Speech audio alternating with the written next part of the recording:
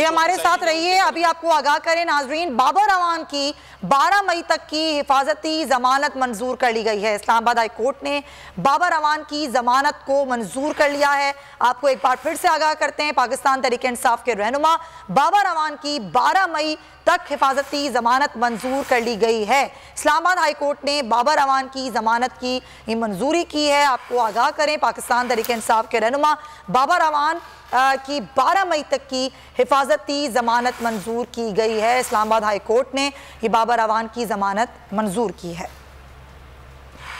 आपको एक बार फिर से आगाह करें, पाकिस्तान तहरीक इंसाफ के रहनुमा बाबर अवान की 12 मई तक की हिफाजती जमानत मंजूर की गई है।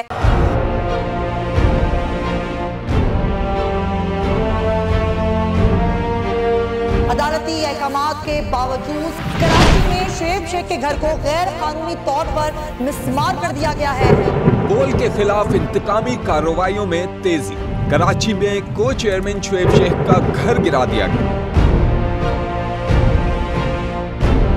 बोल के खिलाफ इंतकामी कार्रवाइयों का सिलसिला जारी है। सिंध हुकूमत की अदालती अहकामात की खिलाफ वर्जी। सिंध हाई कोर्ट का स्टे ऑर्डर नजरअंदाज। सेक्रेटरी बल्दियात Najam Shah, director land Sawal Islam, director anti encroachment Imran Ahmed को नोटिस जारी। Administrator KMC director Saifur Rahman, DIG south Irfan Baloch, SSP Keamari Fida Hussain को भी फरीक बनाया गया। इससे पहले जो जुल्म के पहाड़ तोड़े गए, शुएब अहमद शेख की जबानी सुनी। 60 दिन का वक्त होता है, 102 दिन के बाद मैं जीत गया, केस भरी हो गया, 102 दिन के बाद अपील फाइल की, एक्सेप्ट कर ली। नहीं करते ना एक्सेप्ट, खत्म हो जाता ना जुल्म यार।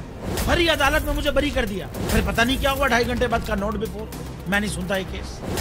खड़े रहते अपने फैसले पे, मिट जाता जुल्म। अल्लाह ताला ने बिठाया इस कुर्सी, इन कुर्सियों पे इनको यार, ये अल्लाह ताला की तरफ से फैसले करने हैं। तो या तो ये फैसले आएंगे, जुल्म मिट जाएगा, या कौम खड़ी हो जाएगी जुल्म के खिलाफ। हर मुश्किल के बावजूद बोल हकीकी सहाफत करता रहेगा।